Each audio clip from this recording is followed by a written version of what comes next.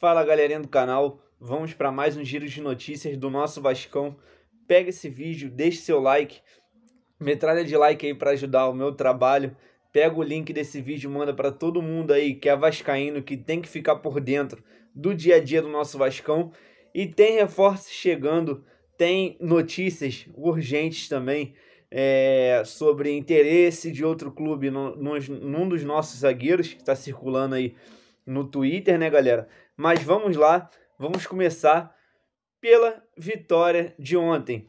Com um excelente gol do Matias Galarza, com um golaço, né? Aquele que dá para você falar, um golaço do Matias Galarza. O Vasco ganhou de 3-1 do Macaé e se distancia da zona de rebaixamento do Carioca. Sim, galera, olha o nível que o Vasco chegou. Se distanciar, lutar para se distanciar da zona de rebaixamentos do Campeonato Carioca.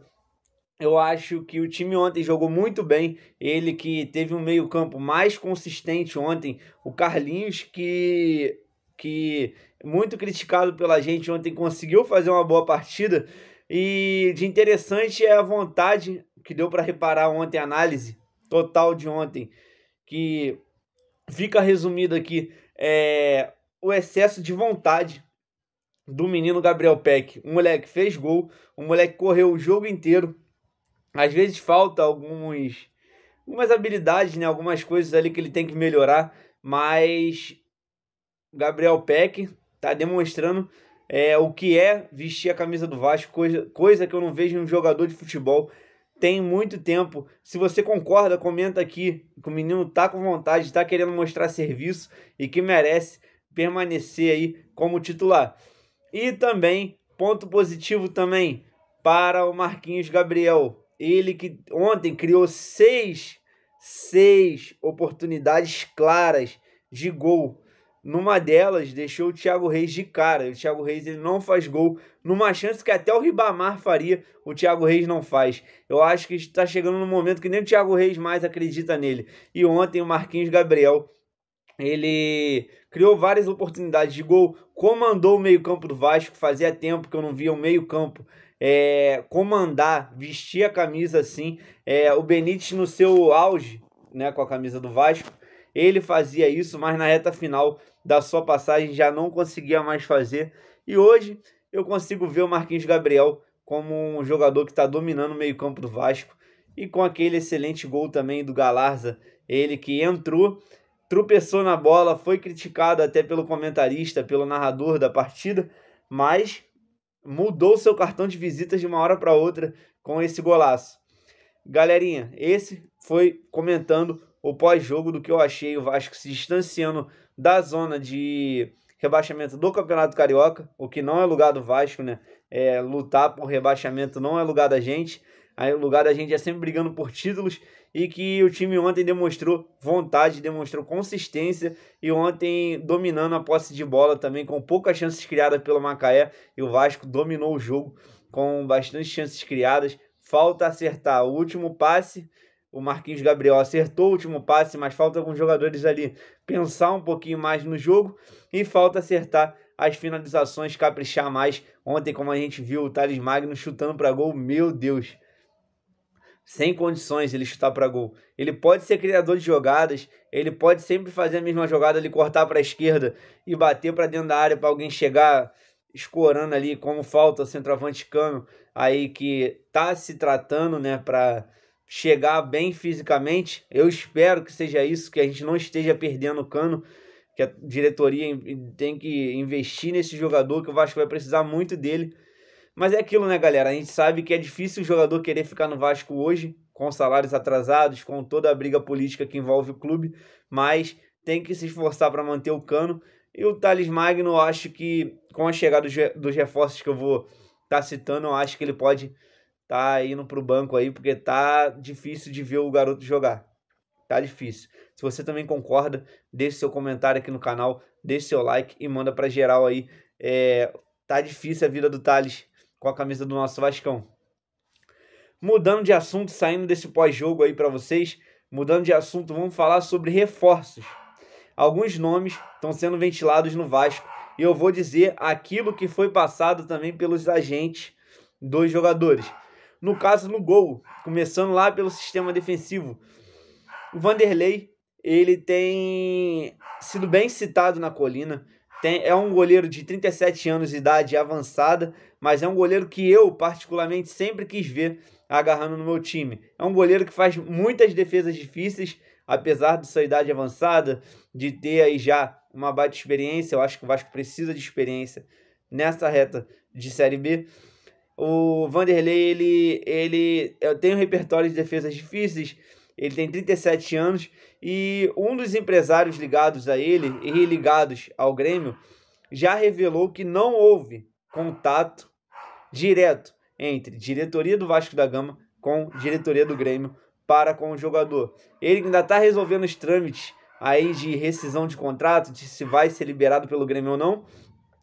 O Vasco, no caso, se quiser contar com o jogador, tem que procurar o Grêmio ainda, né? O Vanderlei, ele chegaria para resolver os problemas do gol do Vasco. O Lucão pegou bem contra o Macaé, pegou bem no último jogo também, mas para disputar uma Série B, o Vasco precisa de experiência e seria um jogador para chegar e lutar até por faixa de capitão. O Vanderlei, ele chegaria para resolver, mas ainda não houve nada de concreto da diretoria do Vasco, o que para mim é uma incompetência, né? Você não ir atrás de um jogador como esse. Fazia um contrato de 1 ano e quando o Vasco subisse procurava outro goleiro, mas é um goleiro que tem mercado na Série A e se o Vasco dá mole, vai aparecer em outro clube. Isso acontece direto com o Vasco, é ventilado no Vasco, aparece no Cuiabá, aparece no Atlético Goianiense. Não dá mole, seria o goleiro que resolveria o problema do Vasco, mas não houve nada de concreto. Seria uma mentira estar aqui falando uma notícia furada para vocês. Não houve nada de concreto entre Vasco e o goleiro Vanderlei. No caso do volante, né, podemos ter o volante que já passou pelo Vasco. Leandro de Sábato, ele que tem 30 anos, ele que passou pelo Vasco quando tinha seus 27 ou 26 anos. Ele que é um volante que tem um bom passe, tem uma boa qualidade no passe. No caso, quando passou pelo Vasco, ele teve um começo muito bem, mas depois ele começou a ir caindo no futebol dele e a torcida não teve mais paciência com ele. Eu não sei se a torcida do Vasco aceitaria ele de volta, eu quero saber a sua opinião. Você aceitaria o Leandro de Sábato de volta no Vasco? É um volante que não tem nos últimos lances dele, lá pelo Osaka, que ele está disputando lá no Japão o campeonato, ele tem feito o papel de primeiro volante. Mas no Vasco ele não fazia esse papel, tanto que ele marcava mal.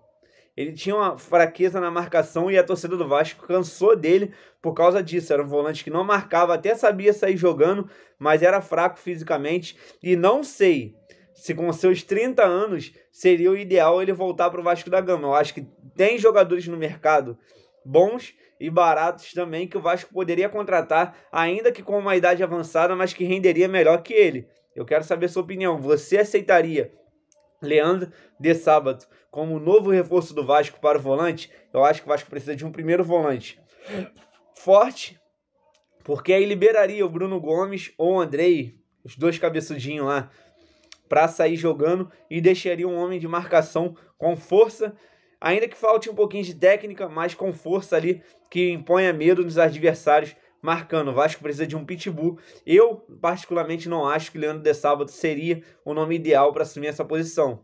Deixa aí a opinião de vocês, deixe seu like e o seu dislike também se você não gostou. Outro nome que tem sido ventilado, o Vasco está para acertar com mais 2 atacantes, né? No caso que será o Léo Jabá, que já se encontra no Rio de Janeiro, que ele já pode estar acertando com o Vasco a qualquer momento, com 3, se eu não me engano. Me perdoem, galera. Com 3 nomes. O Léo Jabá, que é um atacante de velocidade, ele passou pelo Corinthians. Ele que tem uma fraqueza, sim, na hora de arrematar para o gol, mas ele que já foi eleito o 3º jogador brasileiro mais veloz. Ele que tem como características a força, a velocidade e a explosão na hora de uma arrancada. Ele que jogou pelo Corinthians ali, a torcida do Corinthians criticava muito o jogador por conta da sua falta de técnica na hora de finalizar, na hora de escolher os arremates, mas ele que fez cerca de, em média de 30 jogos pelo PAOK, o time que ele se encontra, e tem 7 gols e está acima de 10 assistências pelo campeonato, o último campeonato que ele fez. O time foi campeão grego e ele se encontra no Rio para realizar exames e pode estar pintando no Vasco a qualquer momento. E venho falar também sobre a novela. Vocês já viram aí que essa novela não acaba. Eu, por mim, acho que o jogador não quer vir para o Vasco. O nome dele é Morato. Galera, depois desse vídeo aqui, se esse cara não pintar no Vasco, eu não vou falar mais sobre o nome dele nos vídeos, que já tá ficando cansativo essa novela. Muita gente diz que o Morato, ele tem que se recuperar de uma lesão e por isso que ele continua no RB Bragantino. Por isso que ele continua no Red Bull e não veio. Muita gente diz que tem medo, o jogador tem medo de vir para o Vasco por conta de receber os salários. Eu acho, sinceramente, que se o jogador quisesse vir, ele já tinha vindo. Mas ele pode pintar no Vasco a qualquer momento. Aí fica aquela história. Morato está por detalhes. Morato está por detalhes. Cara, eu prefiro passar uma notícia que seja sincera. Na minha opinião, o jogador não quer vir. Mas ele pode pintar no Vasco a qualquer momento. Chegaria para ajudar bastante, assim como ajudou no Red Bull Bragantino a subir da Série B para a Série A. Eu acho que chegaria para somar bastante. Mas que tá se tornando uma novela e que tá ficando cansativo já. Eu acho que teria que haver mais transparência, tanto do jogador, quanto quem é ligado ao jogador, quanto que é o clube do Vasco mesmo. Se há interesse, se não há, que passe o que é verídico ou não para a sua torcida. Porque fica essa novela, daqui a pouco a torcida vai começar a pegar no pé do jogador e não vai querer o jogador no clube por conta do que já surgiu dele não querer vir para o Vasco, por conta de salários atrasados. O que também não é errado, galera. O Vasco não paga em dia. Esse é o problema para a gente contratar, para a gente ir ao mercado. E o nome do outro jogador que está circulando forte na colina, não se sabe se é algo concreto, não se sabe se é algo que vai fluir, mas é o do Everaldo, o ponta do Corinthians. Ele, galera, que teve 2 gols marcados pelo Corinthians, não tem como seu ponto forte o gol, mas ele é um jogador de drible, de mano a mano e de velocidade, assim como o Léo Jabá. Um dos dois pode estar pintando na colina.